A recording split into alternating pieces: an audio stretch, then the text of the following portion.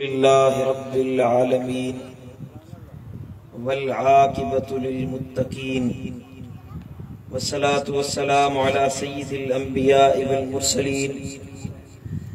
सय्यिदिल अव्वलीन वल आखिरीन क़ाइदिल गुर्रिल मुहज्जलीन हबीबिना मुहम्मदिन व अला आलिहि व अस्हाबिहि अजमईन। अशहदु अन ला इलाहा इल्लल्लाह वहदहु ला शरीक लह व अशहदु अन्न मुहम्मदन अब्दुहु व रसूलुहु। अम्मा बअद फ़अऊज़ु बिल्लाहि मिनश शैतानिर लईनिर रजीम। बिस्मिल्लाहिर रहमानिर रहीम। इन्ना अअतैनाकल कौसर फसल्लि लिरब्बिका वन्हर इन्न शानियका हुवल अब्तर। सदक़ल्लाहु मौलानल अलियुल अज़ीम। इन्नल्लाह व मलाइकतहु युसल्लूना अलन नबी या अय्युहल्लज़ीना आमनू सल्लू अलैहि व सल्लिमू तस्लीमा। मोहब्बत सां ज़ौक़ सां वॾे शौक़ सां वॾे आवाज़ सां दुरूद शरीफ़ पढ़ो। अल्लाहुम्मा सल्लि अला सय्यिदिना व सय्यिदिना व मौलाना व मुर्शिदिना व मुनअमिना व मअवाना व मलजाना हबीबिना मुहम्मदिन व अला आलिहि व अस्हाबिहि व अज़वाजिहि व औलादिहि व इत्रतिहि व अहलि बैतिहि अजमईन। मुंहिंजा प्यारा दोस्तो, बुजुर्गो ऐं भाइरो, अल्लाह करीम खां दुआ है त रब शाल असां सभिनी खे हिदायत नसीब फरमाए, मदीने वारे साईं जी सच्ची मोहब्बत नसीब फरमाए, करीमन जी मोहब्बत में जियारे ऐं शाल इन ही मोहब्बत में मौत नसीब फरमाए। अल्लाह करीम खां दुआ है त जन ये नूरानी महफिल सजाई आ, खर्च कयो आ, मेहनत कई, कोशिश कई, अल्लाह उन्हनि खे दुनिया ऐं आख़िरत जी नेमतुनि सां माला माल फरमाए।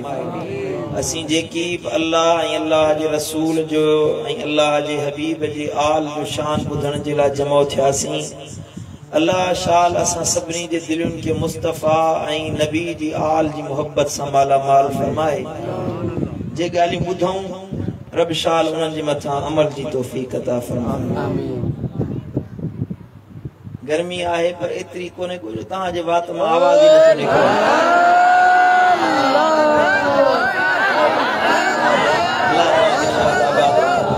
रब तव्हांजो मोहब्बत सलामत रखे। अल्लाह ताला जे पाक कलाम कुरान मजीद फुरकान हमीद मजा सब खां नंढड़ी सूरत सूरह कौसर शरीफ पढ़ण जी हिन फ़कीर सआदत हासिल कई। इन मुबारक सूरत जो तर्जुमो ऐं तशरीह बयान करण खां अॻु में इन जो शान नुज़ूल तव्हांखे ॿुधायां ॻाल्हि समझ में अचे। हुज़ूर आक़ाइदो जहां रऊफ़ुर रहीम नबी, मदीने जे ताजदार, अड़ियन जे आधार, गमगीनन जे गमख़ार, यतीमन जे यार, मिस्कीनन जे मददगार, अड़ियन जे आधार सोने मोहम्मद मुस्तफ़ा मुख्तार सल्लल्लाहु तआला अलैहि वालि वसल्लम के अल्लाह रब्बुल इज्जत रब्बे कायनात पुटाणो औलाद अता फरमायो। पोइ वरी अल्लाह उन्हनि खे वफ़ात ॾिनी, पुट थिया साईं करीमन खे। बाद रिवायतुनि में 4 पुट थिया, बाद रिवायतुनि में 3 बचड़ा थिया, 3 पुटड़ा थिया। मक्का मुकर्रमा में हिकिड़ो शहजादो ॼाओ, उहो मक्के में वफ़ात करे वियो। वरी मदीना मुनव्वरा में हज़रत सैयदना इब्राहीम रज़ियल्लाहु तआला अन्हु वरदा पैदा थियो। कुछ महीननि खां बाद में वो वफ़ात करे वियो। जॾहिं हुज़ूर आक़ाइदो जहां सल्लल्लाहु तआला अलैहि वसल्लम जो साहिबजादो वफ़ात करे वियो त मक्के जो हिकिड़ो काफ़र मुशरिक बदबख्त जे साईं करीमन सल्लल्लाहु तआला अलैहि वसल्लम खे तानो ॾिनो, मेहणो ॾिनो त तुंहिंजो औलाद नाहे, नसब नाहे, तुंहिंजी ज़िंदगी खां बाद में तुंहिंजो नसब न हूंदो त औलाद न हूंदो, रिश्तो ख़त्म थी वेंदो।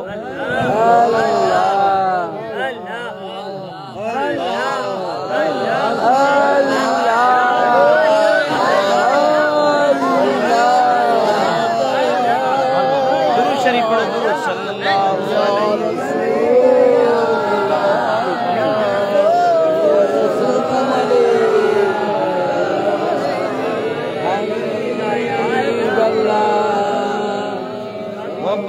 शरीफ पढ़ो सल्लल्लाहु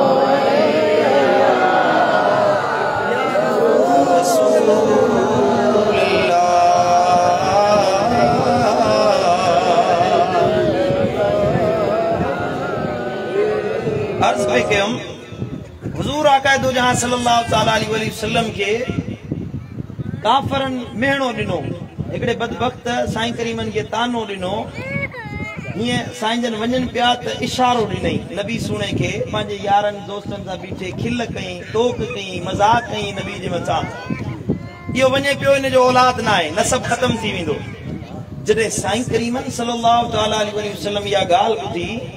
महबूबन करीमन के दुख पोतो साईं करीम गमगीन थिया हुजूर सरवर कौनैन सल्लल्लाहु ताला अलैहि वसल्लम जो गम अल्लाह जी नजर में तमाम बड़ी गाल जदे नबी दुखारो थियो अल्लाह रब्बुल इज्जत जिब्रील अमीन के मोकलियो जिब्रील वन ए मुझे दिलबर नबी के कुरान पढ़ी बुधा वन दिल जाए दैया मुझो नबी दुखारो थियो आ उन के दिल जाए दे मुझे दिलबर नबी के मु अल्लाह जो पैगाम बुधा मु अल्लाह जो फरमान बुधा मु रब जे तरफा खुशखबरी बुधा मुझो महबूब जी खुश थे तो मां अल्लाह पानी रहमत नाज़िल करे सुभान अल्लाह हुजूर आका तो जहां सल्लल्लाहु ताला अलैहि वसल्लम दुखारा बैठल होया जिब्रील अमीन आयो कुरान जी सूरत सूरह कौसर नाज़िल कई अल्लाह जे तरफा पैगाम बुधाई मुझा महबूब गमगीन न थियो दुखारा न थियो अल्लाह कुरान जी आयत नाज़िल कईया सूरत नाज़िल कईया रब फरमायो इन्ना आतैना कल कौसर हबीब छो दुखारो थियो आई छो गमगीन थियो आई तू छो परेशान थियो आई मां अल्लाह ऐलान तो कया तो मां रब तोखे कौसर अता फरमायो है तोखे कौसर अता कयोसी फसल्लि लिरब्बिका वनहर ए मुझा महबूब को तू नमाज पढ़ अल्लाह जी राह में कुर्बानी कर इन शानियक हुवल अब्तर जको तुझो दुश्मन आसो निपुटरो रहजी वीदो सुभान अल्लाह सुभान अल्लाह इन सूरत में अल्लाह मदीने वाले साईं के फरमायो तो असा तो के कौसर अता कयोसी इन्ना अअतैना कल कौसर हबीब तो के कौसर अता कयोसी एकड़ी तो कौसर मा मुराद आहे बुजुर्गन फरमायो आहे तो कौसर मा मुराद हौज कौसर क़यामत जे दिहाड़े अल्लाह ताला कौसर जो हौज महशर जे मैदान में रखाइंदो जन्नत जी एकड़ी नहर आहे उन सा उन जो पानी जुड़ियला उन हौज कौसर जो उन कौसर जो पानी गड़न का वधिक शफाफ आ खीर का वधिक सफेद आ माखी का वधिक मिठो आ उन कौसर जो हिकड़ो कतरो जे के मुसलमान के नसीब थी वने के इंसान के पीण जे ला हिकड़ो फुड़ो मिली वने उन जे मथा जहन्नम जी बाह हराम थी वरी जो सुभान अल्लाह हबीबन फरमायो वो कौसर महशर जे मैदान में रखायो वेंदो उन हौज जो जको तर हुंदो जको मिट्टी हुंदी वो मुश्क ही अंबर वांगुर खुशबूदार होंदी उन जे पासन सा जेका जड़ावत थियल वाहन के पिचिंग थियल हुंदी आ न पत्थर लगाइंदा आहिनि गाढ़ा पत्थर पक्का पत्थर जीअं पानी जो वहकरो अचे तो वो पाए न बंद टुटी न पवे बंद के पिचिंग कंदा आहिनि पत्थरनि जी सुभान अल्लाह उन कौसर जे किनारन ते याकूत ऐं मरजान जी जड़ावत थियल हुंदी पिचिंग थियल महबूबन करीमन फरमायो उन जे किनारे ते प्याला रखियल हुंदा गिलासन में पानी पींदा आहियूं न नूर जा प्याला रखियल हुंदा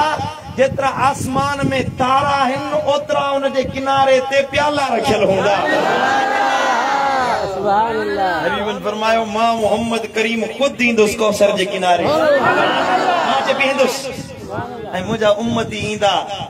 मुझे सजे पासे अबू बकर सिद्दीक हुंदो मुझे खब्बे पासे मौला अली हैदर करार हुंदो तो सुभान अल्लाह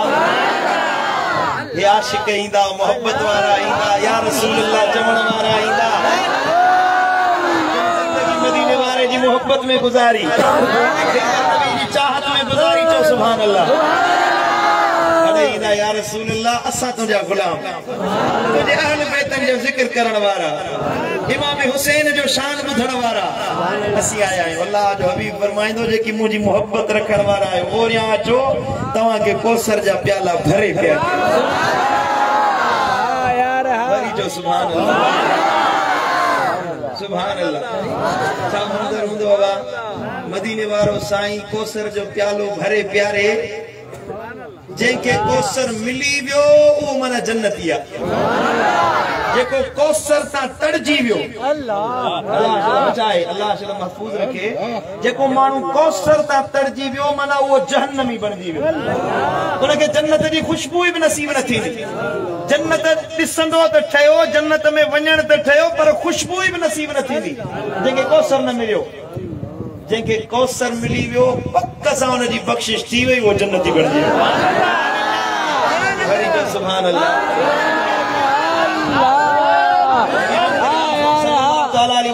फरमायो जेके यकीन है मुझी शिफात में, मुझे साकिए कौसर होने में यकीन है, यकीन रखे तो न कि मां कौसर प्यारी नहीं। जेके यकीन ना है मुझी शिफात में, मुझे साकिए कौसर होने में उनके कौसर कौन मिलंदो। अल्हम्दुलिल्लाह असा सुन्नी यो अकीदो रखण वारा आहियूं त नबी जे हथा कौसर पींदा। सुभान अल्लाह। हिकड़ी तमाना या कौसर जिया, इन्ना आतैना कल कौसर, माना महबूब असां तोखे हौज़ कौसर अता कयोसी। बी असांजे मुफस्सिरन माना बयान कई आ त इन्ना आतैना कल कौसर, ये मुझा दिलबर नबी असां तोखे खैर कसीर अता करे छॾियोसी। हर खैर जी कसरत ॾिनी सी, हर भलाई तो मुस्तफा के ॾिनी सी, हर चंगाई, हर शान, हर अजमत, हर रिफ़त, हर गाल, हर भलाई मु अल्लाह तो मुस्तफा के अता करे छॾी। सुभान अल्लाह। न तो जेड़ो के माओ ॼणियो न ॼणी दी, न तो जेड़ो को आयो न ईंदो, न पैदा थियो न पैदा थींदो, न तुझी सूरत जेड़ी केंजी सूरत ठायम, न तुझे हुस्न जेड़ो केंजो हुस्न ठायम, न तुझे जिस्म जेड़ो केंजो जिस्म ठायम, न तुझे इल्म जेड़ो केंजे इल्म ॾिनुम, न तुझे इल्म जेड़ो के में इल्म बणायुम, न तुझे शान जेड़ो मान जेड़ो मकाम जेड़ो इज्जत जेड़ो अजमत जेड़ो ॿिए केंखे इज्जत अजमत मिली। महबूबत तो मुस्तफा के मु अल्लाह हड़ई शान अजमत अदा करे।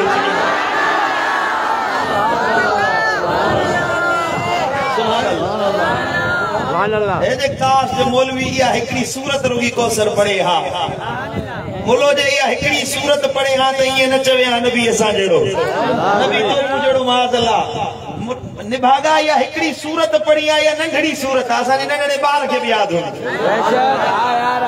कौसर सूरत नंढड़े बार के भी याद हुंदी। इन के जे तर्जुमे सा पढ़ी आ त न चवी हा नबी असा जेड़ो, या सूरत समझ में चे तू ये चवी हा त नबी सुनो त बेमिसल ऐं बेमिसाल।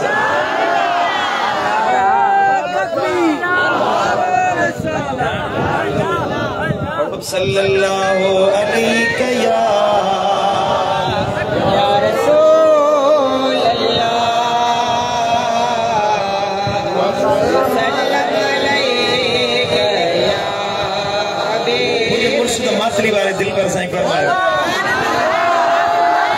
जेके चवंदा नबी असां जेड़ो न उन्हनि खे दिल पर साईं तो चवे नमक तुंहिंजो मिसल मिठड़ा चयो तो अय्युकुम मिसली, चयो तो अय्युकुम मिसली, तो सोहणो सारी खलकत में या रसूल अल्लाह, तो सोहणो सारी खलकत में हुस्न तो ते खत्म आहे।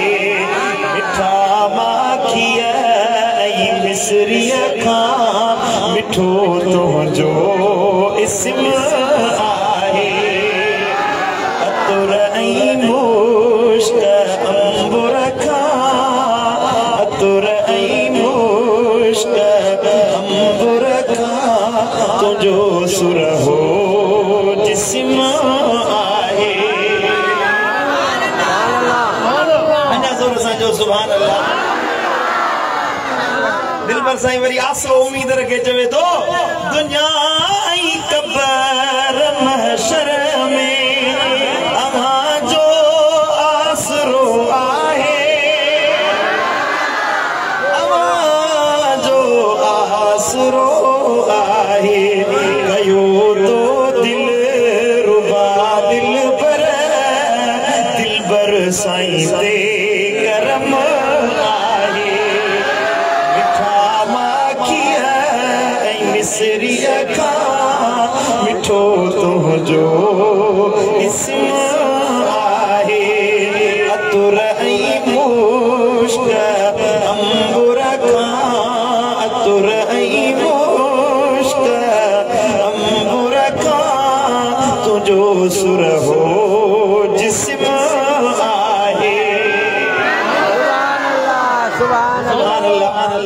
अल्लाह जे कुरान फरमायो इन्ना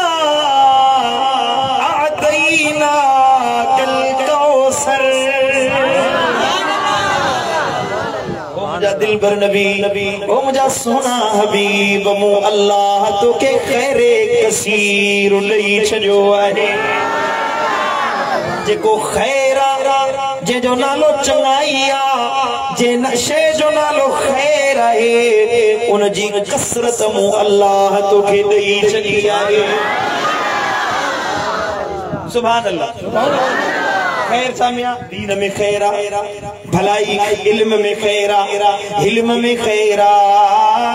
सखावत में खैरा बिन संदे की करण में खैरा बिन सा भलाई करण में खैरा अल्लाह जे कुरान फरमायो खैरे कसीर हुस्न भी खैरा गालहण जो मिठाज भी खैरा दिसण जी ताकत भी खैरा बुधण जी ताकत भी खैरा अल्लाह फरमायो कसरत सा खैर दिनम भला अर्ज कयो मुझा मौला केतरी कसरत ॾिनई केतरो वधाई केॾो वॾो खैर ॾिनई कसरत किथे पहुचाई कसरत माना घणाई हां यार हां घणाई न बा हुस्न में घणाई ॾिनम इल्म में घणाई ॾिनम फ़हम में घणाई ॾिनम तुंहिंजी नज़रुनि में ॾिसण में घणाई ॾिनम तुंहिंजे ॿुधण जी सिमात में घणाई रखायम मौला केतरी घणाई रखाई केतरी कसरत रखाई अॼु मुल्लो मुंझायो वेठो आहे सुन्नीअ खे नबी के भित जे परे पासे जी खबर ना है दिसी न सो सके इल्म ना है लागियो न पोयो नबी वट इल्म ना है अल्लाह फरमायो कसरत मुंह ॾिनी आ मुंह अल्लाह का पुछण जो मजाज तव्हां वट ना है हिकु मां ॼाणा ॿियो मुंहिंजो हबीब ॼाणे हिकु मां अल्लाह ॼाणा ॿियो मुंहिंजो नबी ॼाणे केतरो इल्म ॾिनम केॾो शान ॾिनम केॾो मक़ाम ॾिनम यो मु रब खे ख़बर आहे इंसान तुंहिंजो अकुल तुंहिंजो फ़हम तुंहिंजो इदराक उते कम कोन कंदो जेतिरो शान मु अल्लाह पंहिंजे नबी खे ॾिनो आहे तव्हां न हीअं वेही रहो जॾहिं जाम वेही रहो वेही अल्लाह धक्का न ॾे वेही रहंदा पाण अल्लाह जो क़ुरान वेही ॿुधबो आहे तमाशो बि ॾिसबो आहे वेही रहो अल्लाह जो क़ुरान मुंहिंजूं ॻाल्हियूं तव्हांखे नथियूं वणनि समय वेही रहो वेही सुकून सां ॿुधो इंशाअल्लाह मां बि सवली जान तव्हांजी कोन छॾींदुमि अल्लाह खुश रखंदो तव्हांखे रब जो कलाम तो फरमाए महबूब शान करो दी नहीं अल्लाह फरमाए वरफाना लक जिक्रक तुझे खातिर तुझे जिक्र तुझे शान के वो अल्लाह वधाए छड़ियो सुभान अल्लाह पर अल्लाह ये भी फरमायो तो वलल आखिरतु खैरुल लक मिनल ऊला ये गाल हुई तो के दिनो अथम खैर कसीर दिनो अथम पर सूरह दुहा में अल्लाह फरमायो जेको दिनो अथम ए मुझा महबूब हर गुजरल घड़ी ईंदड़ घड़ी पहिरी घड़ी का अन्या वधीक नवाज़ींदो सा खोट को नहीं दी कमी को नहीं दी उनमें खोट को नहीं दी मां अल्लाह ॾींहों ॾींहुं तुझे शान के वधाईंदुसि तुझे इल्म में वधारो कंदुस तुझी अजमत में वधारो कंदुस तुझे शान में वधारो कंदुस हर उहा शइ जेका तोसां जुड़ियल आहे मुंहिंजा महबूब मां अल्लाह उन में ॾींहों ॾींहुं इज़ाफ़ो कंदो वेंदुसि सुभान अल्लाह मोहब्बत रखण वारा बि ख़ैर में न ॾिसो ॾींहों ॾींहुं मदीने वारे जी मोहब्बत वारा वधंदा था वञनि जीअं महबूब जी मोहब्बत रखण वारनि खे माण्हू झलींदा न उन्हनि में ॾींहों ॾींहुं इज़ाफ़ो थींदो खोट को न ईंदी वाधारो थींदो मोहरम जो महीनो हुजे तॾहिं बि ॾिसंदे नबी जी आल जी मोहब्बत वारा तोखे मैदान में नज़र मिलाद जो महीनो अचे त तोखे महबूब जी शान ॿुधण वारा नज़र ईंदा रमज़ान हुजे या शोबान हुजे मुझे दिल पर नबी जा हुबदार ॾींहों ॾींहुं उन में वाधारो थींदो आहे खोट को सुभान अल्लाह समझ में आई ॻाल्हि कि न कोन आहे हमरा के अञा ताईं वो पहिरीं वारी ॻाल्हि समझ में नथी अचे अल्लाह तो फरमाए मां अञा वधायां पियो तू सोचे सोचे जिते दंग कंदे न उतां मुझे दिल पर नबी जे शान जी अञा शुरुआत थींदी सुभान अल्लाह मुझे मुर्शिद दिल पर से वरी फरमायो ओ जाने जाना ओ शाहे शाह ओ जाने जाना ओ शाहे शाह जगन में तुझो जवाब ना है हसीन चेहरो हसीन चेहरो लाल लबड़ा ये भूलने में गुलाब ना है जमाल तुझो कमाल तुझो खुदा कयो खुश खुश साल तुझो सजन का साई सजने का साई हयात आई घटियो न तुझो शबाब आहे जॾहिं निहारी खिली खिकारी दिलियूं हज़ारे हबीब ठारी झलक ॾिठी जंहिं मिठा झलक ॾिठी जंहिं लफ़्ज़नि ते गौर कजो अल्लाह वारे जा लफ़्ज़ झलक ॾिठी जंहिं मिठा जी हशर जो उन ते हिसाब ना है जाने जाना ओ शाहे शाह जगन में तुझो जवाब ना है सल्लल्लाहु अलैहि या रसूल अल्लाह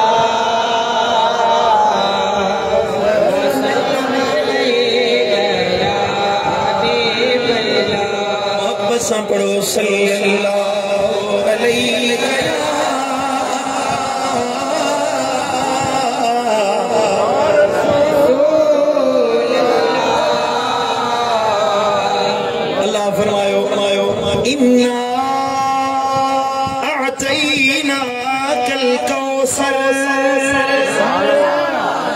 सुभान अल्लाह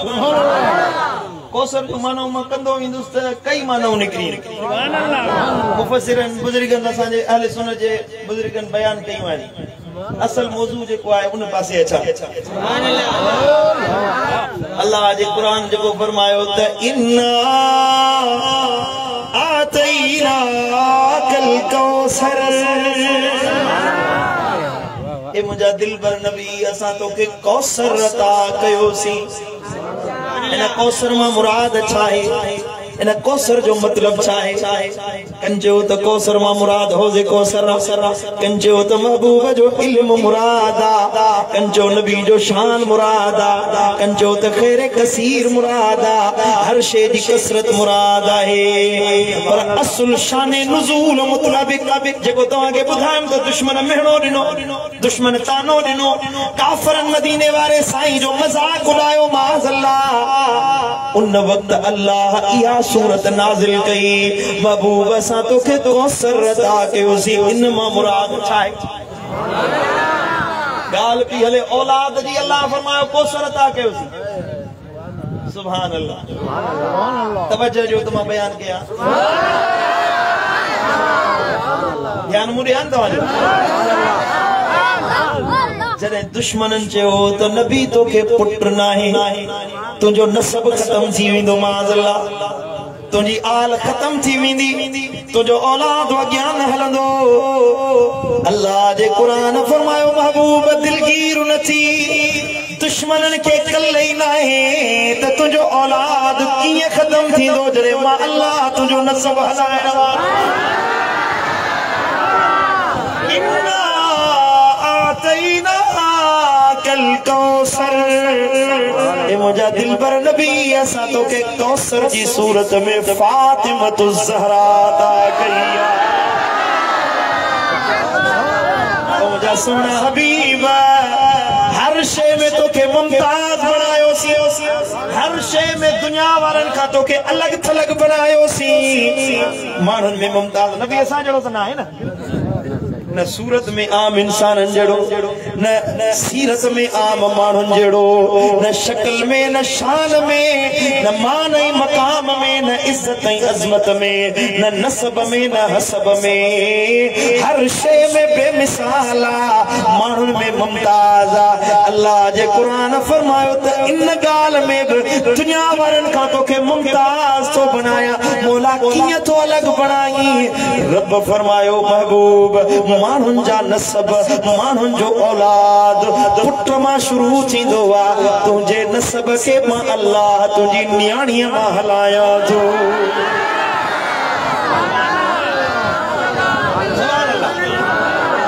असां में ईअं आहे जो नसब हलंदो आहे पुट मंझि, अब पुट ज़ाहिर थी पई, पुट ॼमंदो, असीं चवंदा आहियूं बाबा पुट त ज़ाहिर थी पई, पुट ॼमी पियो, हाणे हिन जो पुट ॼमंदो, इहो शादी कंदो, वरी हितां नसब हलंदो है न। असीं क़यामत जे ॾिहाड़े माण्हू जेके उथंदा न, उते क़यामत में बि अल्लाह पीउ जे नाले सां कोन पुकारींदो, माउ जे नाले सां पुकारींदो। तो सुभान अल्लाह। क़यामत जे ॾिहाड़े इहो नसब कीअं हलंदो जीअं मदीने वारे साईं जो नसब हलियो। मानुन चयो त ओ नबी तुंहिंजो नसब ख़त्म थी वियो। अल्लाह फरमायो ईअं नाहे मुंहिंजा महबूब, मां अल्लाह तोखे फातिमतु ज़हरा ॾिनी आ, हुन जा ॿ शहज़ादा, हिकिड़ो इमाम हसन ॾिनो आ, ॿियो इमाम हुसैन अता कयो आहे।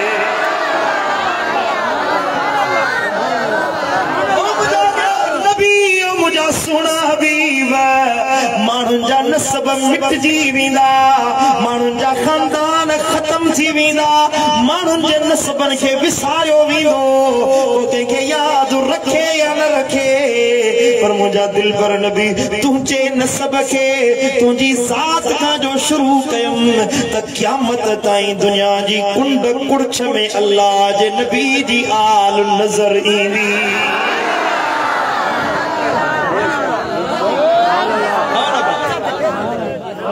बोलिए में तो के आले नबी नजर इंदो, हाँ न सैयद तो के हर जगह ते नजर इंदा, सिंध हो जे या हिंद हो जे, अरब हो जे या अजम हो जे, यूरोप हो जे या अमेरिका हो जे, मुझे दिलबर नबी जो नसब तो के हर चाय ते निर्वार नजर इंदो। सुभान अल्लाह। अल्लाह फरमायो फसल्लि लिरब्बिका वन्हर, ओ मुझा नबी तू नमाज पढ़ अल्लाह जी इबादत कर रब जे ला कुर्बानी दे इन्हनि जे ॻाल्हियुनि ते इन्हनि जी चथुरनि ते काफ़रनि जी मज़ाक ते तू परेशान न थी गमगीन न थी दुखारो न थी नमाज पढ़ अल्लाह जे खातिर कुर्बानी कर मां रब ऐलान दो कयां त इन शानियक हुवल अबतर तुंहिंजो दुश्मन निपुटो रहिजी वेंदो उन जो नसब बाक़ी न रहंदो ओ मुंहिंजा महबूब जन तोखे महणो ॾिनो उन्हनि जो खानदान ज़मीन ते बाक़ी न रहंदो नसब रहंदो त तो मुस्तफ़ा जो नसब रहंदो ॿुधायो उन काफ़िर जे मदीने वारे साईं खे तानो ॾिनो हुयो उन जो औलाद नज़र अचेव थो अबू जहल जो औलाद नज़र अचेव थो अबू जहल पाण बि मिटी में मिली वियो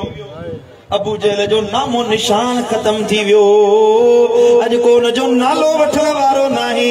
को अबू जहल खे याद करे थो तॾहिं नफ़रत सां लानत विझे थो उन जे मथां फिटकार विझी पोइ थो नालो वठे सुभान अल्लाह ज़मीन ते नालो आहे त मुस्तफ़ा जे बचड़नि जो नालो दुनिया जी कुंड कुड़छ में हलियो वञ दुनिया जे हर खिते में हर इलाइक़े में तोखे इमाम हुसैन जो हुबदार नज़र ईंदो इमाम हुसैन जो नालो ॿुधंदे ई सिर अदब में झुकी वेंदो पंहिंजा त पंहिंजा आहिनि पर परावा बि तोखे इमाम आली मक़ाम जो नालो वठंदे अदब कंदे नज़र ईंदो इमाम हुसैन जो ज़िक्र ॿुधंदे दिलि ठरी पवंदी छो अल्लाह जे क़ुरान फरमायो महबूब इन्ना आतैनाकल कौसर तुंहिंजो नसब मूं फातिमा ज़हरा मां शुरू कयो आहे तोखे ज़मीन ते हुसैनी सैयद मिलंदा तोखे ज़मीन ते हसनी सैयद मिलंदा पर उन निभागे जो नसब तोखे न मिलंदो जे मदीने वारे साईं जे मथां तोहमत हई महबूब सोने के बुरो भलो चयो या चथर कई या मजाक उॾाई अल्लाह जे क़ुरान फरमायो हे दुनिया वारो ॿुधो मां अल्लाह नबी जी भी हिफाजत करण वारो आहियां त नबी जे नसब जी भी हिफाजत मां अल्लाह पाण करण वारो आहियां सल्लल्लाहु अलैहि या रसूल अल्लाह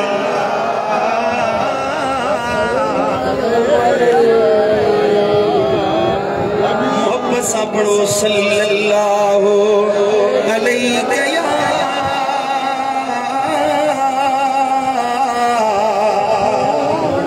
रसूल अल्लाह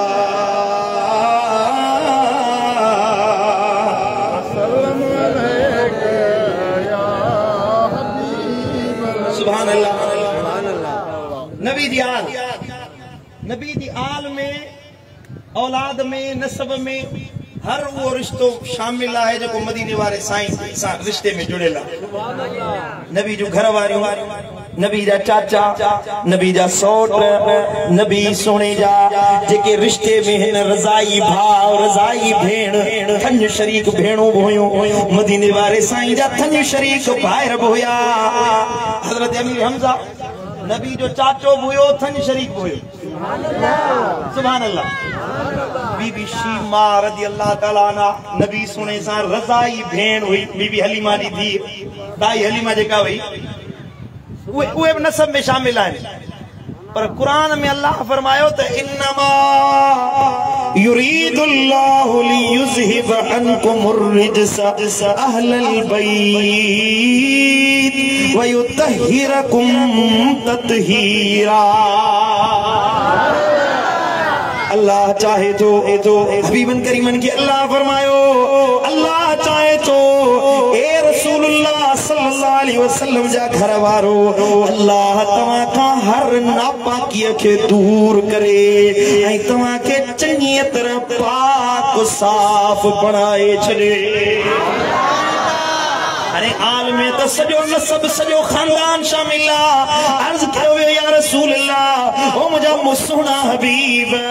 तुझे नसब में इन आयत जो मिस्ताक के रहन इन आयत में मुराद जन के अल्लाह पाक बनायो वा साफ बनायो वा मुझा दिलबर नबी वे के रहन अल्लाह जे हबीब फरमायो हजरत अबू सईद खुदरी रज़ियल्लाहु तआला अन्हु तो रिवायत करे त नज़लत फी खमसतिन फी रसूलिल्लाह सल्लल्लाहु अलैहि वसल्लम व अली व फातिमा वल हसन वल हुसैन या कुरान जी आयत नाज़िल थी या पंज मानन जेला एकड़ो मदीने जो ताजदार बियो हजरत मौला अली टी सैयदा फातिमा ज़हरा है चौथो इमाम हसन ना पंजो इमाम हुसैन है वरी जो सुभान अल्लाह सुभान अल्लाह पंजतन पाक बीबी उम्मे सलमा साहब की रिवायत करे सुनन तिरमिज़ी शरीफ में हदीस है सईदा उम्मे सलमा दी फरमाए त मुझे हुजरे में मुझा दिल पर नबी बैठा हुआ उम्मुल मोमिनीन नबी दी घर वाली है सईदा उम्मे सलमा साहब दी फरमाए मां बैठी हुई मुझा महबूब सुना मुझे हुजरे में हुआ उन वक्त या आयत मुबारका नाज़िल थी केड़ी जगह मुआयत पढ़ी इन्नमा युरीदुल्लाहु लियुज़हिब अन्कुमुर रिज्स अहलल बैत इनके सरबुआ आयत तत्हीर सुभान अल्लाह क्या सरबुआ गाल आयो आयत तत्हीर माना पाकीज़गी वाली आयत नबी जी आल जी पाकी बयान करने वाली आयत ये आयत नाज़िल थी सईदा उम्मे सलमा साहब दी फरमाए मां बैठी हुई साईं करीमन जे मथा कारे रंग जी चादर पातल तवज्जो मुझे जो कारे रंग जी चादर महबूबन जे सिर ते पियल हुई साईं दी फरमाए मां ॾिसां पई महबूब कारी चादर में इए पिया लगन जे कारी रात में चोॾीअ जो चंड चमकंदो आहे सुभान अल्लाह कारी चादर में सुभान अल्लाह कारो कपड़ो पाण जायज आहे हराम ना है पर मुहर्रम जे 10 ॾींहनि में कारो कपड़ो पाण जायज ना है असां अहले सुन्नत व जमात जो अकीदो आहे त कंहिं बि क़ौम सां तशबीह रखण वारो माण्हू उन क़ौम मां थी वेंदो मन तशब्बह बिक़ौमिन फहुव मिन्हु जेको जे क़ौम सां तशब्बुह इख्तियार करे वो उन क़ौम मां आहे कारो कपड़ो पाइण असां अहले सुन्नत व जमात जो अकीदो आहे मुस्तहब जायज आहे ये ना हराम आहे हिकड़ा अण पढ़िया मौलवी फतवा ॾींदा आहिनि कारो कपड़ो पाइण हराम आहे फिके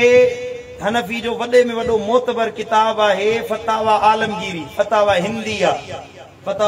ज़रबुआ उन में लिखियल आहे त कारो कपड़ो पाइण मुस्तहब आहे 200 आलिमन जी फतवा आहे फतवा हिंदिया में लिखियल समझो था मुहर्रम शरीफ में कारो कपड़ो पाइण का बुजुर्गन मना कई आला हजरत अजीमुल बरकत शाह इमाम अहमद रजा खान बरेलवी रहमतुल्लाह अलैह फतवा ॾिनी आहे त हिन मुहर्रम में कारो कपड़ो न पायो छो त इन सां रवाफिज सां तशबीह इख्तियार थी वेंदी पुट असां सुन्नी आहियूं छा आहियूं असां सुन्नी आहियूं सुभान अल्लाह रुगी हे 10 ॾिहाड़ा मनो थियल आहे बाक़ी 12 महीना सॼो 12 महीना तो भली कारा कपड़ा पाइजो दिल पर साईं जो शेर आहे सुभान अल्लाह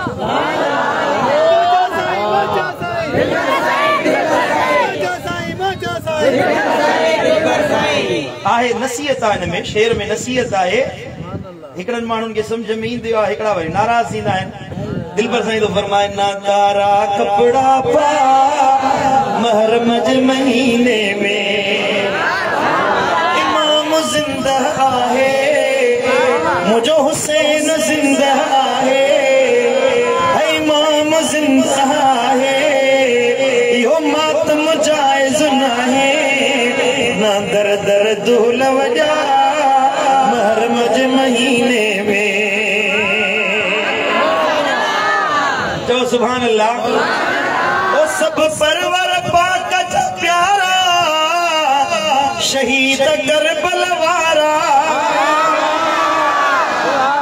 तन जो शान बुधा महरम जे महीने में तू तन जो शान बुधा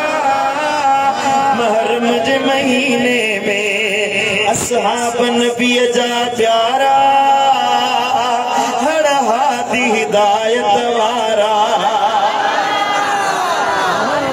असहाब नबी जा प्यारा हर हादी हिदायत वारा तू तन के ना गाला महरम जे महीने में तू तन के ना गाला महरम जे महीने में है छड़ दिल पर साईं से कावड़ पंजे मामा कर मता कोई शेर बोधी नाराज से दिल पर साईं नस कर दो करे दोगे एक छड़ दिल पर साईं से कावड़ मन पंजे मामा कर तू रब जो जिक्र कमा महरम जे महीने में सल्लल्लाहु अलैहि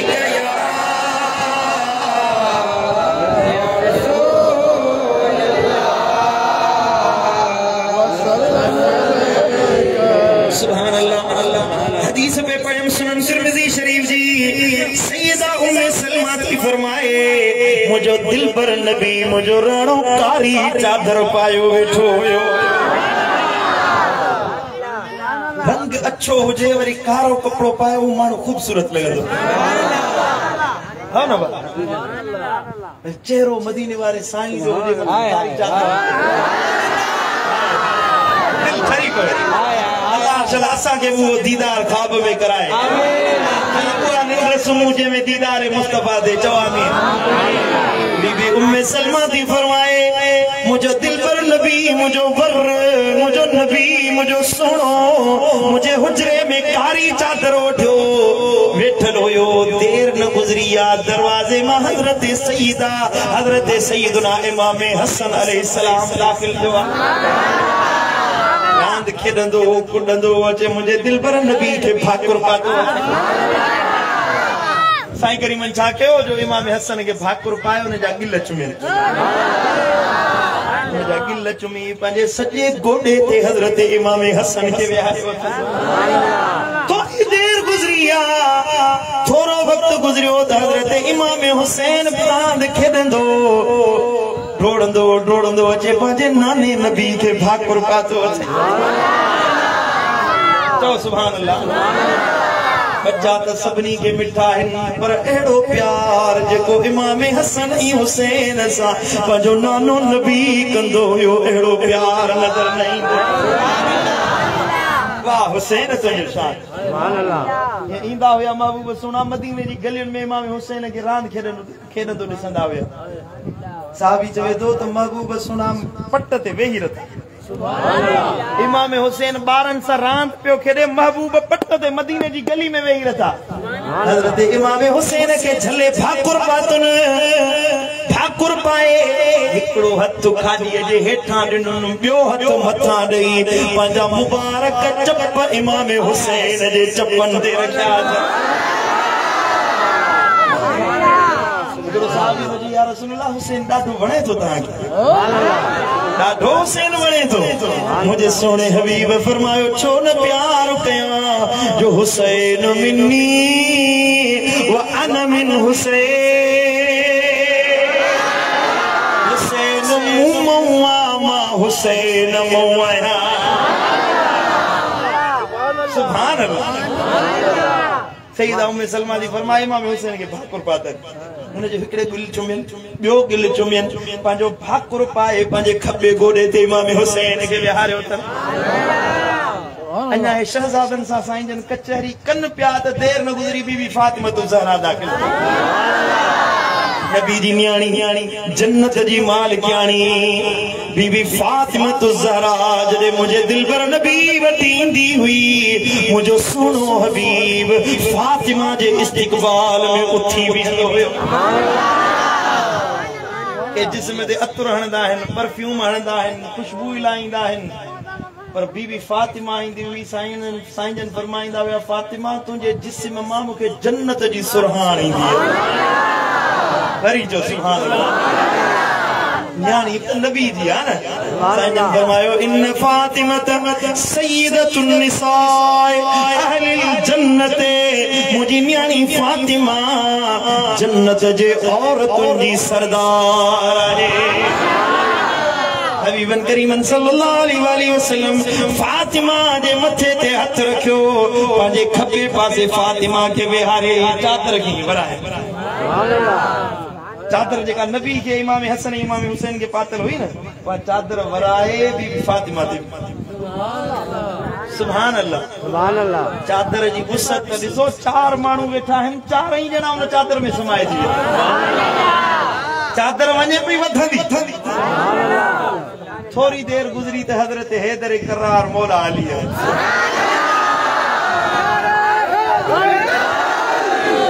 जो सुभान अल्लाह हजरत हैदर करार मौला अली मुश्किल कुशा असदुल्लाह गालिब आयो हबीबे किबरिया अली के घुराए पंजे सजे पासे विहारियो चादर वराए उन जे मथा विधी चो सुभान अल्लाह साईं करीमन सल्लल्लाहु ताला अलैहि वसल्लम चादर के वराए पंज जना एक चादर में विया अब ये मुझी चादर मां पाया तो मुझे जिस्म ते ईंदी पर जे ॿिया वरायूं हे फ़कीरा नालो जादई मोहम्मद रमजान अचे फ़कीर गुलाम मोहम्मद अचे तुंहिंजो फ़कीर नालो जाद अली नवाज फ़कीर अली नवाज अचे हाणे चादर तो खुटी पवंदी न चादर आहे हिकड़े फ़कीर मिठल साईं जी सभई ईअं ई था कुर्बान मुझे दिलबर नबी जी मौजज़ाती चादर चादर वराईंदा पिया वञनि चादर वधंदी पई वञे पंज तन पाक इन चादर में आया मुझे दिलबर नबी उन वक्त दुआ घुरी चवण लगो अल्लाहुम्मा हाउला अहलु बैती फज़हिब अन्हुमुर रिज्स व तहिरहुम तत्हीरा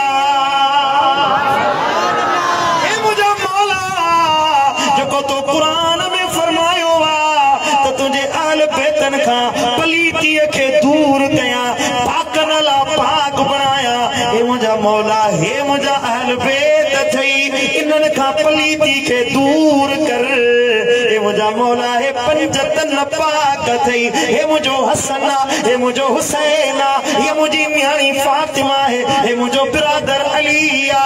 हे मुझा मौला इनन का पलीती के दूर कर इनन के पाक बना चो सुभान अल्लाह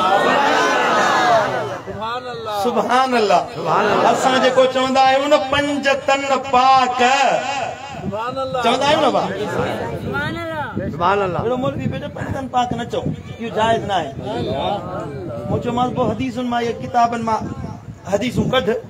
सुनन तिरमिज़ी में हदीस कढ सुनन नसाई में ये हदीसूं कढ पोइ असां चवंदा बाबा पंज तन पाक न चओ तुंहिंजे मगज़ में फिफड़ी पई आहे त तूं वञी मर इन हसद में सुन्नियुनि खे छो थो झली त अहल बैत जी ॻाल्हि न कयो बाबा जेसी हिते साह हले पियो न इंशाअल्लाह अहल बैतन जो ज़िक्र कंदा रहंदासीं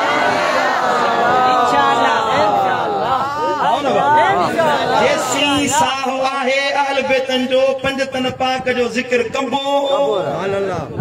मौत अची वेंदो इंशाअल्लाह असांजी कब्र मां भी इमाम हुसैन जो ज़िक्र ॿुधण में मिलंदो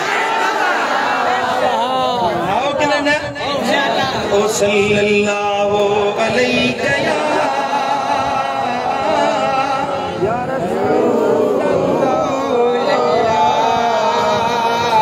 उर्दू जी हिकिड़ी नात आहे जे तो ये दिल भी हुसैनी है ये जान भी हुसैनी है ये दिल भी हुसैनी है ये जान भी हुसैनी है अलहम्द के अपना तो ईमान भी हुसैनी है अलहम्द के अपना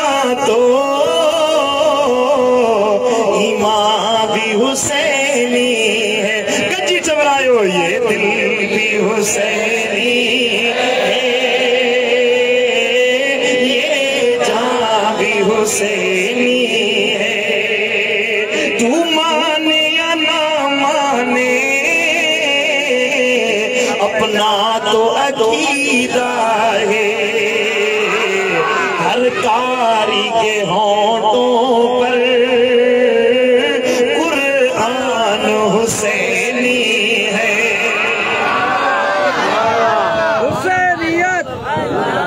मदीने वाले साईं फरमायो सुननुल कुबरा बहकी में हदीसा, सुनन तिरमिजी में भी यह हदीस आईया। मुझे दिलबर नबी फरमायो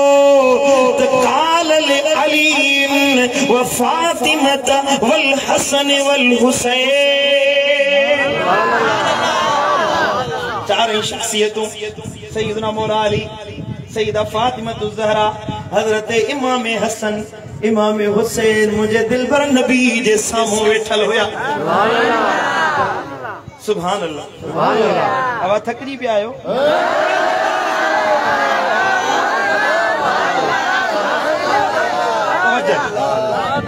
अल्लाह खुश रखंदो तव्हांखे।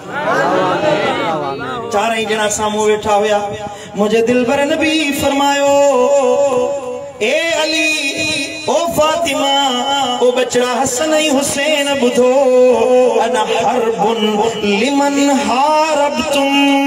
जेको तव्हां सां जंग कंदो तव्हां सां वेर पाईंदो, मां मोहम्मद करीम उन सां जंग जो ऐलान थो कयां। तव्हां सां जंग कंदो, अली तो सां जंग कंदो। ओ फातिमा जेको तोसां वेर पाईंदो, ओ हसन जेको तोसां वेर पाईंदो, ओ मुंहिंजा बचड़ा हुसैन जेको तोसां दुश्मनी रखंदो। मूं रब जे हबीब जो अल्लाह जे नबी जो ऐलान आ, लिमन हारबतुम, जेको तव्हां सां जंग कंदो मां नबी उन सां जंग जो ऐलान थो कयां। वसीमुन लिमन सालमतुम, पर जेको तव्हां सां सुलह कंदो तव्हां सां गंढींदो, जेको तव्हां सां जोड़ींदो मां मोहम्मद करीम उन सां गंढींदुसि, उन सां सुलह कंदुसि। सुभान अल्लाह, सुभान अल्लाह। अब तवज्जो जो थोड़ो हेरे ध्यान जो हदीस के समझो थोड़ो। अल्लाह जो नबी तो फरमाए जो मुंहिंजो दर खपे। असां तो सभई चवंदा या रसूल अल्लाह राज़ी थी। जिंदगी असांजी इन हाल में थी गुज़री, मुंहिंजो दिल पर नबी राज़ी थे। अब नबी राज़ी थी वो तो ॿी कहिड़ी शइ खपे? दुनिया जी वॾे में वॾी दौलत, चांडियन जो ॻोठ वारो, दुनिया जी वॾे में वॾी दौलत पैसो ना है, हीरा जवाहर ना है, जमीनूं माड़ियूं बंगला ऐं गाॾियूं ना आहिनि, सवारियूं ऐं ज़ालूं दौलत ना आहिनि, पुट ऐं नसब औलाद इहो दौलत ना है। असुल दौलत इहा आहे जो मदीने वारो साईं चवे मां तो ते राज़ी आहियां। नबी पंहिंजो करे चवे चांडिया तूं मुंहिंजो ई। सुभान अल्लाह। नबी चवे तूं मुंहिंजो ई। अल्लाह, पोइ बि कहिड़ी शइ खपेव? तव्हां चाहियो था नबी राज़ी रहे। कुल इन कुंतुम तुहिब्बूनल्लाह फत्तबिऊनी युहिब्बुकुमुल्लाह। अल्लाह जो कुरान तो फरमाए, नबी चवी जे तव्हां के अल्लाह जी मोहब्बत खपे, चाहियो था रब राज़ी रहे, चवीन त मूं मोहम्मद करीम सां मोहब्बत रखो, अल्लाह जा महबूब बणजी वेंदो। मना रब भी मदीने वारे के दरवाजे ते मिलंदो। अल्लाह रब कुरान में फरमाया ना बा, हे कुरान में पढ़ियो ताने सामने। अल्लाह तो फरमाए जे मुंहिंजी मोहब्बत खपे, मूं रब जी हुब खपे, मूं अल्लाह जो दर खपे, मदीने वाले साईं जे दर ते अचो। महबूब जी दामन पकड़ियो, जंहिंजो हथ मुस्तफा जे हथ में, उन जो हथ ॼण अल्लाह जे हथ में आहे। सुभान अल्लाह। वण जे हेठां सहाबी हुया, ओ सुलह हुदैबिया जे मौके ते बैत कयन मदीने वारे साईं सां। मुझे दिलबर नबी जे हथ जॾहिं बैत कई हुई न, अल्लाह फरमायो महबूब इन्हनि तोसां बैत न कई आहे, मूं अल्लाह सां बैत कई आहे। यदुल्लाह फौक ऐदीहिम इन्हनि जे हथनि ते तुंहिंजो हथ न मूं अल्लाह जो हथ आहे। जेके नबी मिली वियो उनखे अल्लाह मिली वियो। हिन हदीस में अल्लाह जे हबीब फरमायो त मां नबी कीअं मिलंदुसि। तव्हांखे नबी जो दर खपे न बा कंहिंखे खपे हर मोमिन जे दिल जी तमन्ना है या रसूल अल्लाह तू राजी थी। हर ईमान वारे जी तमन्ना है अल्लाह जो हबीब राजी थे। मदीने वारो साईं राजी थे। लजपाल नबी राजी थे। हर मोमिन चाहिंदो पर रब जो हबीब तो फरमाए मुझो महबूब मुस्तफा तो फरमाए जे मुझो दर खपे मु नबी जी मोहब्बत खपे मु नबी जी चाहत खपे त इमाम हुसैन जाफर जी वञो मुझे दर ते पहुची वेंदो। अली से मोहब्बत रखो। फातिमतु ज़हरा सा दीनी मोहब्बत रखो। हसनैन करीमैन सा दिल लायो जिनके इन्हनि पंजत न पाक जो चेनी साहिबजादन जो साहिबजादी जो अली जो दर मिली वने उनके महबूब सोने जो दर मिली वेंदो। पर याद रखो जेके अली पंहिंजे दर तां धिकारियो जेको फातिमतु ज़हरा जो दुश्मन बणियो जे इमाम हुसैन जो रत वहायो जे मुझे इमाम हुसैन के अजियत पहुंचाई इनके मदीने वारे जी शिफात बि नसीब न थी। कीअं उम्मीद रखंदो जो इमाम हुसैन सां बुग़्ज़ रखे वरी चवे त मां मदीने वारे साईं जो उम्मती आहियां। वो केड़े मुंह सां शिफात जी उम्मीद तो रखे। वो इमाम हुसैन जो दुश्मन थी वरी कीअं तो महबूबन करीमन के पंहिंजो चवे। वो ॿियो को वञी नबी ॻोल्हे मुंहिंजे नबी जे दर ते उन जे लाइ का जाइ नाहे जेको हुसैन जो भागीदार जेको हुसैन जो सां बुग़्ज़ रखण वारो आहे जेको इमाम हुसैन सां अहल बैतन सां मोहब्बत रखे। अल्लाह जो हबीब उनखे पंहिंजो कंदो आहे उनखे सीने सां वरी जो सुभान अल्लाह सुभान अल्लाह। अज वरी नई हिकड़ी जमात पैदा थी आहे चवनि था त बाबा इमाम हुसैन सां जंग कई उहे त कलमो पिया पढ़नि न कलमे पढ़ण वारा हुया। कलमो त कादियानी बि पढ़ंदा आहिनि उन्हनि खे मोमिन चवंदे छा? हाँ कादियानी खे मुस्लमान चवंदे छा? कादियानी त बेईमान आहे नबी जी खत्म नबूअत जो इनकार कयो वेठो आहे। कलमे पढ़ण सां न दिल जी ॻाल्हि कबी आहे त इमाम हुसैन सां मोहब्बत आहे कि न? तकरीर कई मुंहिंजे इमाम करबला जे मैदान में साम्हूं सईदना इमाम आली मकाम आया घोड़े ते सवार थी। सुभान अल्लाह। नबी सोने जे अमामे जो वारिस बणजी आयो। सुभान अल्लाह। मथे ते पग मुझे दिलबर नबी दिया हथ में तलवार हैदरे करार दिया जिस्म ते सिर हजरत इमाम हसन दिया। घोड़े ते सवार थी मैदान करबला में तो अचे फरमाए तो ए दुनिया वारो बुधो जेके सुञाणो था से सुञाणो जेके नथा सुञाणो से बि सुञाणे वठो। समझो था बुधो इन तकरीर खां अॻु में हिकिड़ी ॿी ॻाल्हि ॿुधायां तव्हांखे। सुभान अल्लाह। हज़रत सैयदना इमाम आली मकाम इमाम हुसैन सभिनी खां आख़िर में विढ़ण जे लाइ विया। सब खां आख़िर 72 साथी शहीद थी विया। तवज्जो मूं ॾिजो थोरो मां इमाम हुसैन जो करबला जो दिलियूं हाज़िर कयो दिलियूं हाज़िर कयो ख़ामोश थी ॿुधो थोरो करबला जी ॻाल्हि। करबला जे मैदान में हज़रत सैयदना इमाम आली मकाम अव्वल भाइर मोकिलिया साथी मोकिलिया यार मोकिलिया बच्चा मोकिलिया भाइटिया मोकिलिया भेणुनि जा बच्चा हुया उहे मोकिलिया पाण आख़िर में विया। छाजे लाइ? पाण अव्वल वञनि हा न जे इमाम हुसैन अव्वल वञे हा त ॻाल्हि ख़तम थी वञे हा किसो ख़तम थी वञे हा हो बच्चा बची पवनि हा औलाद साथी बची पवन ना इमाम अली मकाम पहिरियां वञे हा त दुश्मननि जो झेड़ो त इमाम हुसैन सां हुयो न। इब्ने ज़ियाद ऐं यज़ीद जो झगड़ो इमाम हुसैन सां हुयो। आखिर में छा जे लाइ विया? अल्लाहु अकबर कबीरा। इमाम अली मकाम खे ख़बर हुई वो मुझे दिलबर नबी फरमायो तो हुसैन मिन्नी व अना मिन हुसैन।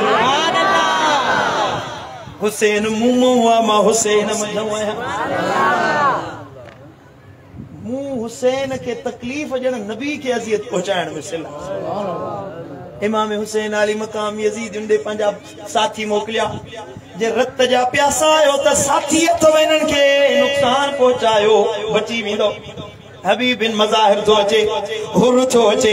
मुझा साथी था अचन इन्हनि के शहीद कयो। ये तव्हां जे नाले ते पंहिंजे रत जी प्यास उझाइणी आ त इन्हनि के शहीद कयो न मुड़िया। हज़रत इमाम अली मकाम पंहिंजा भाइर पेश कया। हज़रत अब्बास इब्न अली जो बाजू कटाई जान कुर्बान कई। हज़रत हैदर करार जा प्या साहिबजादा उमर इब्न अली हुयो, अबू बकर इब्न अली हुयो करबला में, उस्मान इब्न अली हुयो करबला में। हज़रत हैदर करार जा छप्या साहिबजादा हुया से पेश कई। काफ़िर उन्हनि यजीद उनके चई जे रत वधाइणो आ त भाइर पेश तो कया, जे रत वहाइणो आ त मुझो अली अकबर बाखिर में पेश आ। भला जे अन्या नथा मुड़ो त अली असगर बि पेश आ। उन जो रत वहायो वो तव्हां खे ॾियां थो बचाई। आखिर में खुतबो थो ॾे दुनिया वारो ॿुधो अली अकबर कुर्बान थियो, अली असगर कुर्बान थियो, ऐं मोहम्मद शहीद थिया, मुझो अब्बास शहीद थियो, मुझे भाउ जो साहिबजादो कासिम शहीद थियो। ए दुश्मनो ॿुधो भला मूंखे सुञाणो था या न? जेको नथो सुञाणे सो बि ॿुधे, जेको सुञाणे थो सो बि ॿुधे। मां हुसैन इब्न अली आहियां, नबी जे कुल्हनि जो सवार आहियां। मुझो दिलबर नबी मूंखे भाकुर पाईंदो हुयो, मुंहिंजा गिल चुमंदो हुयो, मूंखे सीने सां लाहींदो हुयो, मूंसां प्यार कंदो हुयो। ईअं न थिए जो मूंखे अज़ियत पहुचाईंदो, मुंहिंजो रत वहाइण ॼण नबी जो रत वहाइण आहे। दुश्मननि खे सम्झ में ॻाल्हि न आई। तीर हयईं, सामो तीर लगो। हज़रत सैयदना इमाम अली मकाम जी पेशानी ते अचे तीर लगो आ। रत मुबारक जो फुहारो वयो। हज़रत इमाम अली मकाम रत खे आसमान ॾे उछलाए फरमाए दो आसमान गवाह थी जा जो हुसैन इब्न अली बेकसूर शहीद कयो हुयो। अल्लाह अकबर। मैदानी करबला में बच्चा शहीद थी विया, साथी शहीद थी विया, भाइर शहीद थी विया, अजीज शहीद थी विया, बच्चा शहीद थी विया। अल्लाह अकबर। अकेलो इमाम हुसैन अदा असां जो को मरी वेंदो आहे न, को साथी मरी वञे, को यार मरी वञे, परे परे खां माइट दिल जाए ॾियण जे लाइ ईंदा। अदा परेशान न थी, तुंहिंजे ॾुख में बराबर जा शरीक आहिनि। को चाचो मामो वफ़ात करे वञे, सॼो ॻोठ जमा थींदो आहे, उन जे लाइ कुने मां मानी खणी ईंदा आहिनि। अबा तॾो आहे त ॾे वारे खे मानी खारायूं। अदा यार दोस्त गॾु थींदा आहिनि, दिल जाए ॾींदा आहिनि, भाकुर पाईंदा आहिनि। यार दोस्त अचे जमो थींदा आहिनि, पंहिंजा भरावा अचे तॾे ते वेंदा आहिनि, अज़ीज़नि खे दिल जाए ॾींदा, दिलगीर न थी अल्लाह सणाई कंदो। रज करबला जो मैदान आ, 72 साथियुनि जा लाश इमाम खणी आयो। मुझो इमाम हुसैन अली अकबर जो कटियल जिस्म खणी आयो, अली अकबर जो जिस्म खणी आयो, बच्चे कासिम जो जनाज़ो खणी आयो, बाज़ू भाव जा खणी आयो, सगीर अली असगर साम्हूं पियो आ। पर वाह हुसैन तुंहिंजे सब्र खे सलाम आ। को दिल जाए ॾियण वारो नाहे, को हमदर्द नाहे, को हथ ॾोखी नाहे। हज़रत इमाम अली मकाम सॼे पियो निहारे, केॾी महिल खॿे पियो निहारे, ओॾीमहिल आसमान ॾे नेण खणी फरमाए तो अल्लाह छा हुसैन अकेलो रहिजी वियो आहे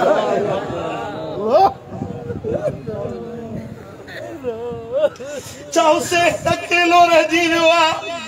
अॼु हुसैन जो को मददगार न आहे कोई इमाम जो हद ॾोखी न आहे को मुंहिंजी मदद करण वारो न आहे को सार लहण वारो न आहे बस दाह करण जी देर हुई ओॾा मुंहिंजे दिल पर नबी जो मुखड़ो अखियूं नाॾो आयो फरमाईंदा बच्चा हुसैन दिलगीर न थी हे निहार तुंहिंजो नानो नबी तुंहिंजे इस्तक़बाल में आयो आहे तुंहिंजो बोली बीठो आहे ओ बच्चा हे तुंहिंजा भाइर बीठा आहिनि हे जन्नत जूं हूरूं हार खयूं तुंहिंजे इंतज़ार में बीठो अल्लाहु अकबर कबीरा ये मुंहिंजी ज़ुबान है मुंहिंजो कलम छा पेश करे हसनैन जो गम हीअ मुंहिंजी ज़ुबान है मुंहिंजो कलम छा पेश करे हसनैन जो गम हीअ मुंहिंजी ज़ुबान है मुंहिंजो कलम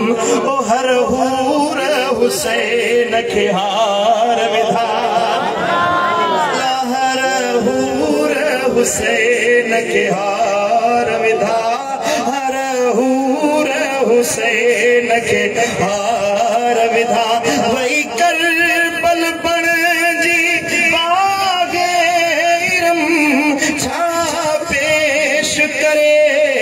हसनैन जो गम हीअ मुंहिंजी ज़ुबान है मुंहिंजो कलम पढ़ो सल्लल्लाहु अलैहि या रसूल अल्लाह व सल्लम अलैका या हबीब अल्लाह अल्लाहु अकबर हज़रत सैयद इमाम ज़ैनुल आबिदीन जॾहिं करबला मां मोटिया त कॾहिं इमाम ज़ैनुल आबिदीन खे कंहिं खिलंदे न ॾिठो सदाईं रोंदा हुया जॾहिं गिलास पाणी जो इमाम ज़ैनुल आबिदीन जे आॾो ईंदो हुयो पाण रोअण शुरू कंदा हुया जॾहिं पाणी में लुड़कनि जा कतरा वञी पवंदा हुया त पोइ पाणी पीअंदा हुया चयो असां एॾो रोज़ा फरमाईंदा मूंखे पंहिंजे अबे हुसैन जी उञ यादि थी अचे हिकिड़े ॾिहाड़े हिकिड़ो कासाई खे ॾिठनि जानवर खे ज़िबह करण जे लाइ आयो पाण फरमाईंदा हो कासाई छा जानवर खे मानी पाणी चारो खारायो अथई की न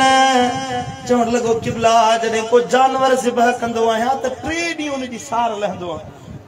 3 ॾींहं हुनखे चारो खाराईंदो आहियां पाण वटि बीहारींदो आहियां पोइ हुनखे ज़िबह कंदो आहियां जॾहिं कासाई जी इहा ॻाल्हि इमाम ज़ैनुल आबिदीन इमाम सज्जाद ॿुधी आहे हज़रत इमाम ज़ैनुल आबिदीन जी उछंगार निकिरी वई फरमाए थो कासाई करबला जे मैदान में ज़ालिमनि खे एतिरो हया न पियो जेतिरो तो कासाईअ खे हया आहे जो 3 ॾींहं जानवर खे तूं खाराए प्यारे पोखंदो ही मुंहिंजे अबे खे 3 ॾींहं बुखारो रखियो वियो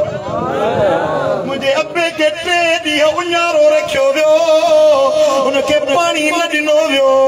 बचनि खे अखियुनि जे आॾो शहीद करे पोइ मुंहिंजे अबे खे शहीद कयो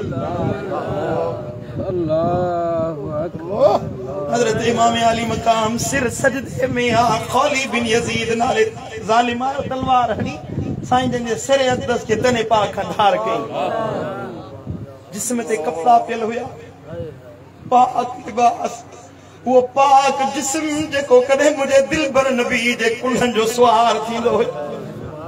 शिमिर चयो त नबी जे शहजादे जा कपड़ा लाहे वठो हिकिड़े पलीतन खे चई त भला घोड़ा आणे इमाम हुसैन जे जिस्म ते डोड़ाया वञनि हज़रत बीबी ज़ैनब खेमन में वेठी हुई टोड़ंदी पंहिंजे भाउ जो हाल ॾिसण आई जॾहिं सईदा ज़ैनब साण जिस्म अतहर खे ॾिठो आहे जिस्म के घोड़न जे सुंबन हेठा रोंदो वियो जिस्म ते तीर नहीं तलवारन जा घाव आहिनि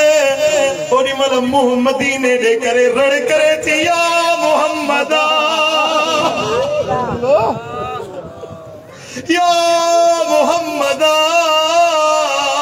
हाजा हुसैन बिलारा ओ नाना नबी हिक नजर करबला जे मैदान ते दविजो ए तुझो शहजादो हुसैना जो जिस्म रत में रंगीना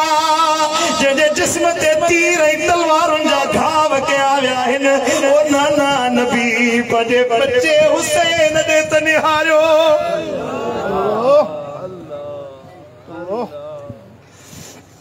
फरमाए थी त भेण ते ॾीकू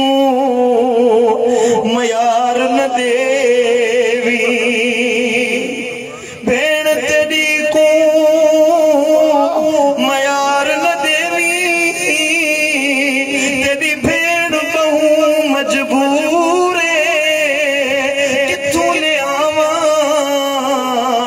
कफन में तेरा किथों शहर मदीना दूर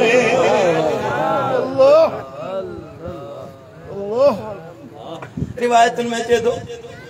11 मुहर्रम जी रात आ रात जो अंधेरो आ जालिम आया अहल बैतन जा खेमा खोलन अहल बैतन जो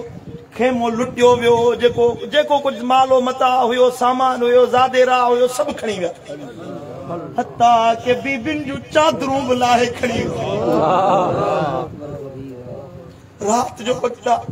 हुर्र जी घर वारी पानी जो प्यालो खणी सईदा ज़ैनब साइण वटाई हजरत इमाम से हाँ सईदा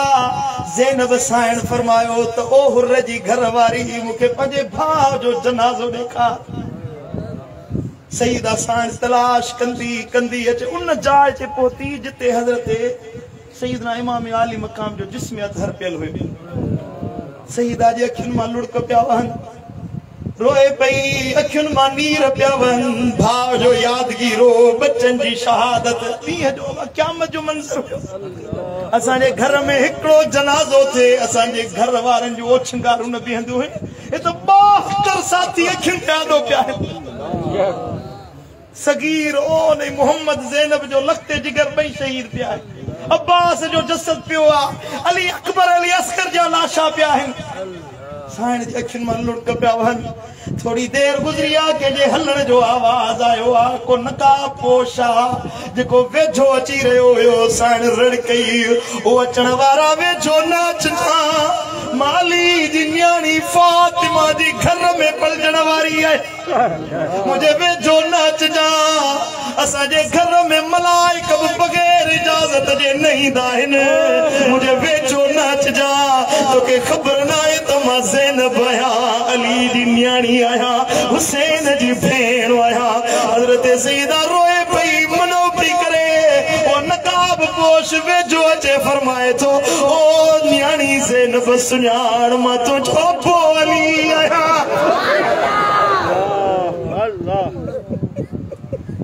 ओ बाबा साई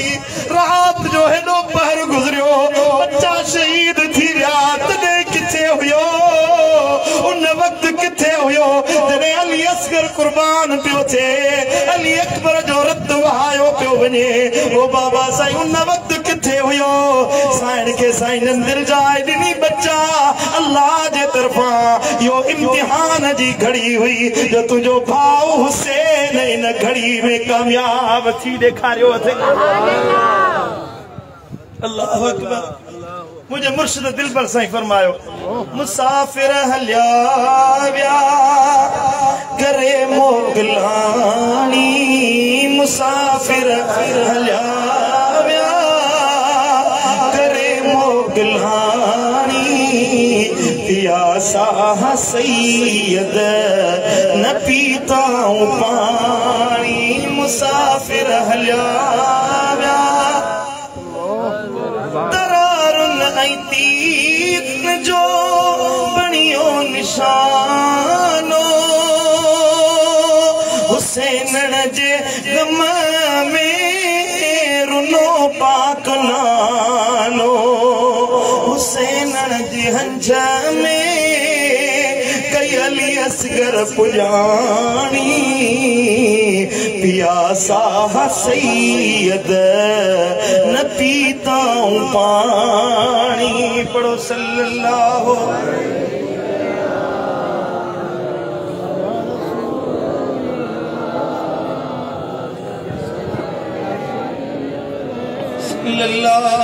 अलैका या रसूल अल्लाह वसल्लम अलैका या हबीब अल्लाह। मुझे मिठा एड़े वक्त में भी मुझे नबी जे बचड़न कुरान पढ़ियो, नबी जे बचड़न दीन ते अमल कयो। यजीद जे किरदार इहो हुयो जो अहल बैतन सां बुग़्ज़ रखण वारो हुयो, शराबी हुयो, नशो कंदो हुयो, बेनमाज़ी हुयो, नमाज़ न पढ़ंदो हुयो, दीन ते अमल न कंदो हुयो। पर अहल बैतन जो किरदार इहो हुयो जो हज़रत इमाम हुसैन अम्मा जे पेटा 86 पारा कुरान जा याद करे पो जाओ। इमाम हुसैन पेट में हुयो, साण जंड हलाईंदी हुई, कुरान पढ़ंदी हुई। हजरत इमाम हुसैन जॾहिं ॻाल्हाइण जहिड़ो थियो त कुरान पढ़ण शुरू कई। वरी जो सुभान अल्लाह। अम्मा जे पेटा निकितो त कुरान ॿुधण शुरू कयईं। थोड़ो वॾो थियो त कुरान पढ़ण शुरू कयईं। नाने नबी जी ज़बानी कुरान ॿुधंदो हुयो, अबे अली जी ज़बानी कुरान ॿुधी यादि कयईं। फातिमतु ज़हरा जी हंज में कुरान पढ़ियईं। वक्त गुज़रियो, काबे में केॾीमहिल निमाज़ पढ़ियईं, केॾीमहिल नाने नबी जी मस्जिद नबवी में भी कुरान पढ़ियईं। पर दुनिया वारनि खे मिसाल काइम करे ॾेखारी। हज़रत इमाम अली मक़ाम सां उम्मत मुहम्मदिया के बुधायो, ए दुनिया वारो सुख सणायुनि में त अल्लाह के याद कंदा आयो, पंहिंजे आसानुनि में रब के याद कंदा आयो। पर रब के ईअं राज़ी कबो आ जो सिर नेज़े ते आ हुसैन जी ज़बान ते वरी बि क़ुरान जी